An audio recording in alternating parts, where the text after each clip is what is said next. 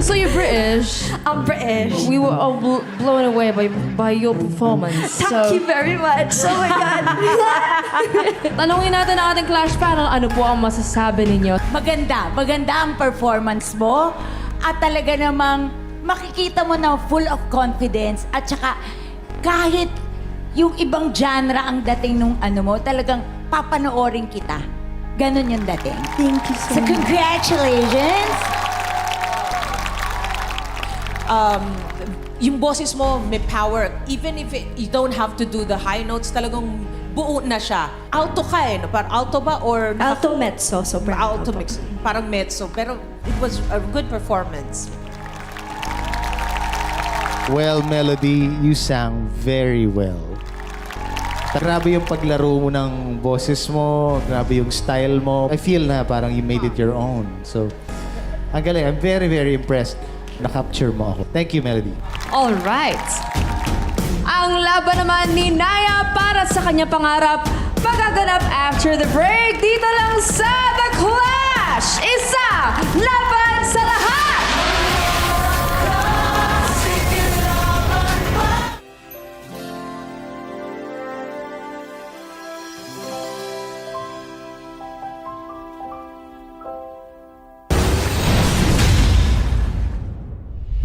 Ito po tayo ngayon sa MRT. Morning. Maglalakad tayo. Papunta sa gym eh. Hello, Clash Nation. My name is Melody Hodgson. I'm 28 and I'm from Lapu-Lapu City, Cebu. Sumali po ako sa The Clash para i-prove yung kahalagan ko bilang isang artist. Nanganak po ako sa UK. When I was 8 years old po, kinailangan namin lumipat sa Lapu-Lapu, Cebu para makauwi yung nanay ko at makita niya yung pamilya niya. Kasi she was there for 15 years at she was struggling talaga na gustong-gusto niya makita yung family niya. So kinailangan namin umuwi. But sadly, dahil doon hindi pwedeng mag-stay yung tatay ko dito sa Pilipinas kasi maraming komplikasyon. Nag-aaral din po ako dito, natuto ako mag-Bisaya o natuto ako mag-Tagalog. Mas pinili kong umuwi dito. Kahit mahirap pong kumita ng pera, yung iba parang kukunin agad yung opportunity na para makapunta ng ibang bansa. Ako, opposite ako eh. Umuwi ako ng Pilipinas. Bakit? Kasi for me, mas mahal ko yung mga tao dito. Mas masaya sila, mas masaya tayo, mas mahilig tayo sa music. Wala tayong problema kahit ang dami nating problema.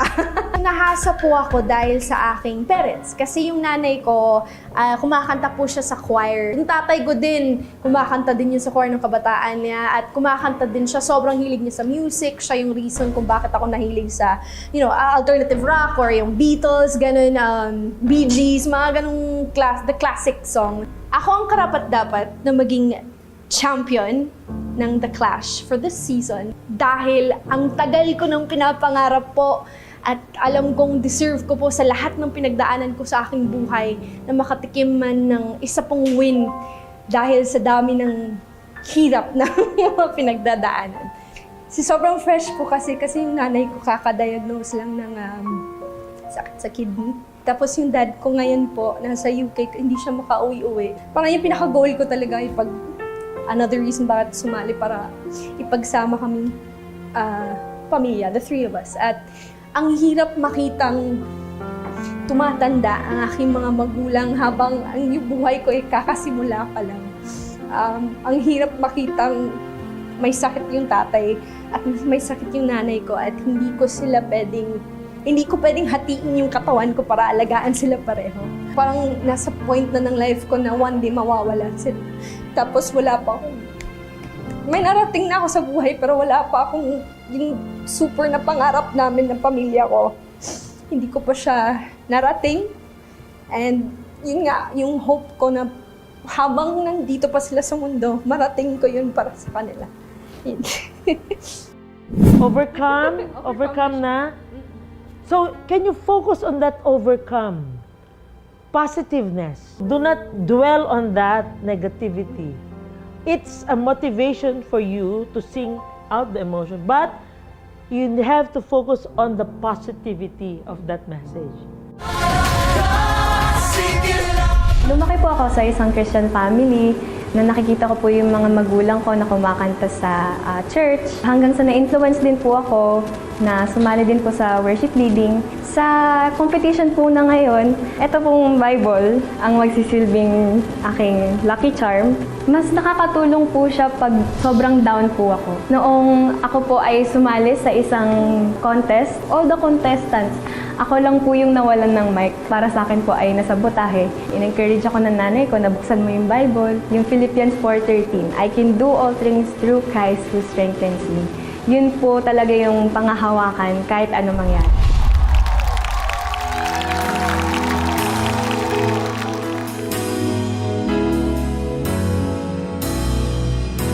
Di biro ang sumulat ng awitin para sa'yo.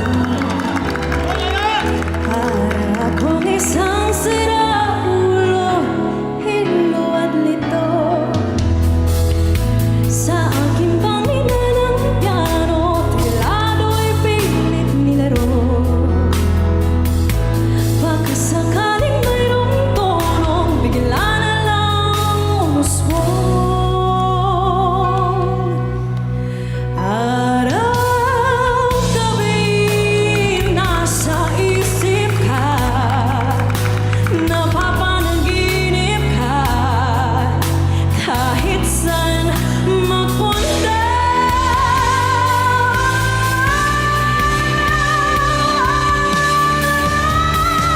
Gabi nalalasing sa tawa, kapag kapiling ka, araw-gabi tayong dalawa.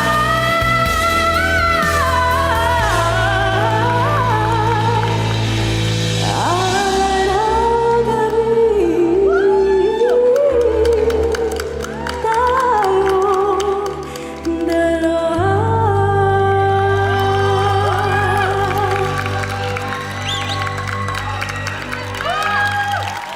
Naya MB! So tatanungin natin ang Clash panel. Ano masabi na sa performance ni Naya? Naya, nung una, syempre parang habang nag-uumpisa ka, mga first few lines mo, parang, okay, what else, parang ganon. Parang unti-unting gumaganon eh. Pataas ang pataas yung, kumbaga, pahagdan. Actually, maganda yung ganon. Pero, minsan parang, mas maganda yung, sa umpisa pa lang, na-capture mo na agad-agad yung attention. Buo yung mga high notes mo, hindi masakit sa tenga. Yun ang nagustuhan ko sa'yo. My gosh, you have that voice, you have that pretty face. You cannot go wrong, diba? Go ahead. Okay. So, Naya, ang iyong performance ay A, B, C, D, F, G, H, I, J, K, A. Naya, I like what you did. So kung si Miss Lani, hinahanap niya yung kakaiba agad sometimes in the beginning. Ako naman, nagustuhan ko yung gradual na parang in-introduce mo muna sa amin. Okay, eto yon, ganito ang araw-gabi, and then eto yung version ko, and then eto yung gagawin ko sa dulo. I would have preferred a stronger ending or a more solid ending. Pero ang galing mo din kumanta, grabe. It was like the fitting closing number for this episode. Kayong dalawa. Kayong dalawa ang pinakamalakas dito sa episode na to. So, salamat. Thank you, Clash panel. Ang Clashers sa mga karating sa Top of the Clash ay malalaman natin yan mamaya sa pagbabalik ng The Clash. Isa laban sa lahat.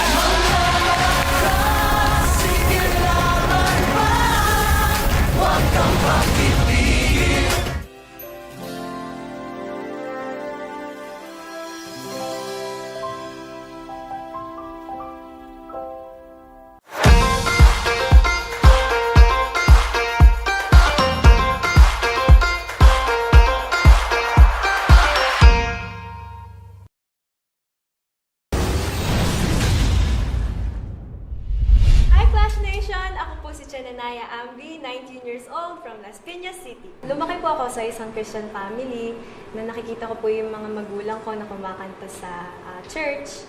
Ganon din po na hanggang sa na-influence din po ako na sumali din po sa worship leading. Sa competition po na ngayon ay eto pong Bible ang magsisilbing aking lucky charm dahil lahat po ng gusto ko pong marinig at gusto ko pong panghawakan ay nandito na. Mas nakakatulong po siya pag sobrang down po ako. Kasi yun po yung mga panahon na kailangan ko po makarinig ng encouragement. Yun po yung mga panahon na kailangan kong maniwala, magtiwala. At ayun po, dito po sa Bible, lagi ko pong nag-gain din ng confidence at alam ko kung ano po yung stand ko para sa buhay. Noong ako po ay sumali sa isang contest nung mga 11 years old po. Of all the contestants, ako lang po yung nawalan ng mic. Kumbaga parang para sa akin po ay nasa butahe. Ngayon ay nung nakalipas na po yun, tapos in-encourage ako ng nanay ko na buksan mo yung Bible. Hanggang sa nakahanap po ako ng verse na don't let anyone look down on you just because you are young. Kaya yun po, pinanghawakan ko po yun na kahit anong mangyari, tuloy pa rin ang pagkanta.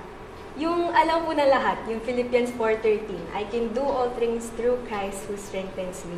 Yun po talaga yung pangahawakan kahit anong mangyari. Dahil naniniwala po ako sa kakayahan na ibinigay ng Panginoon sa akin. At naniniwala din po ako na itong talentong ito ay dapat lamang ibalik sa Kanya. You have to establish this muna. Lalabas yan pag na-establish mo yung umpisa. Shall we try again? Yes. Of course! Ano ba ito para tatakot? Ano ba? Bigla na lang umusbong. Very good. Can you put weight on, lean on. Bigla na lang umusbong. Lean on lang. And Bigla na lang umusbong. sige pa. Nagpo-pull Bigla back ka. na lang Wala pa. umusbong. Ang. And Bigla na lang umusbong. bigla na lang umusbong. Bigla na lang umusbong. Perfect.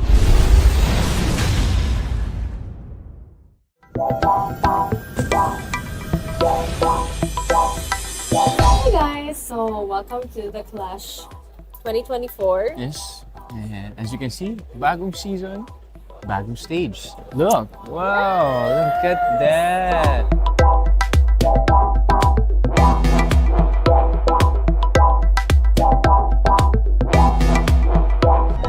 Okay. Ako muna. My vote goes to...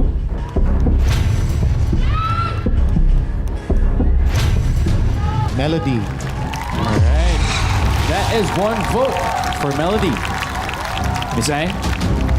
Ang boto ko ay ibibigay ko kay...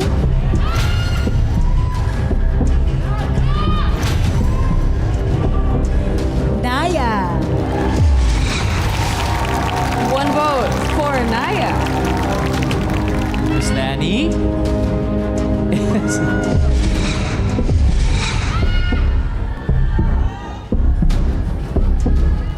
Ang boto ko ay mapupunta kay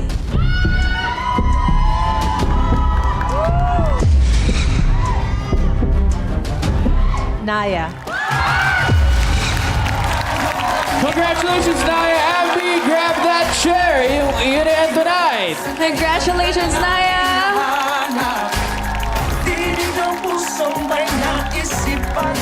Naging mahirap talaga po ang labanan. Thankful ako sa opportunity na nakuha ko na gamitin ko bilang motivation pa to do better.